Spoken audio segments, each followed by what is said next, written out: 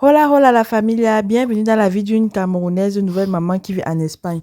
Je vous assure que si on me disait l'année passée que ma vie allait ressembler à ce que je suis en train de voir, sinon, je n'allais pas croire. Parce que moi, sincèrement, ma grossesse n'a pas été planifiée, ça arrivait comme ça, l'accident, boum, mamma mia. Je vais vous parler de deux choses dans cette vidéo. Premièrement, les nuits blanches. Mon bébé, non, les temps, c'est la magie. Elle a 2 mois. La fille que vous voyez qui ne dort pas dans la nuit, elle, sa journée commence à partir de minuit. Et je vous assure que ça me fatigue tellement. Je fais tout pour qu'elle dorme. Je fais. Elle ne dort pas. Elle est tellement agitée. L'enfant a l'énergie, une énergie débordante. Je ne sais pas où ça va la qualité d'énergie ici.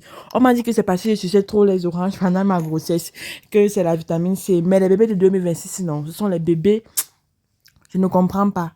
Un bébé de 2 mois qui maîtrise déjà sa tête, c'est-à-dire elle place déjà son coup de bouffe. Vous comprenez le niveau. Chaque soir, c'est comme ça. Là, on était à quelle heure? On était à 1h41. C'est comme si sa part de journée commençait. J'enlève même la tétine pour qu'elle dorme un peu. Elle dit seulement dans son cœur que celle-ci, non, elle va lire. Elle pense qu'elle va dormir. Je ne dors pas, rien. J'ai même fini par échanger son habit. J'ai mis ça là. Toujours rien du tout. Et son papa n'était même pas là, il était au boulot et on était juste à deux. Il devait rentrer le lendemain. On était là, elle dérange, elle joue, elle joue, elle joue. Et que ouais, Seigneur, la situation on va même s'assortir. Et puis le lendemain, il fallait que je me lève tôt. 7 heures, j'étais déjà debout. Je suis partie faire quelques petites courses. Et puis les petites courses, j'ai demandé à son père qu'il me laisse et que lui rentre avec elle parce que je voulais aller faire les achats pour l'acheter les petits habits. Les enfants grandissent tous les jours. Je vous assure que quand tu as l'enfant, non, il faut toujours avoir un petit argent gardé pour acheter les habits. Et je vous dis alors que j'ai 2 ans en euros, comme j'ai dit. Je suis dans une petite ville. Ma ville n'est même pas si grande que ça.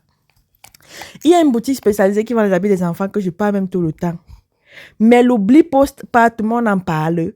L'oubli postpartum, c'est comme l'Alzheimer. Je suis déjà venue à la boutique des habits d'enfants, c'est plus de 5 ou 6, 7 fois. Même quand j'étais pas enceinte, je partais parce que il y a McDonald's à côté, Burger King. Donc, c'est quelque chose que je connais bien. Mais alors, j'ai tourné dans la ville, comme vous voyez là, comme la toupie, je tourne, je cherche la boutique. Je me rappelle encore qu'on fait comment pour aller à la boutique et je ne sais pas.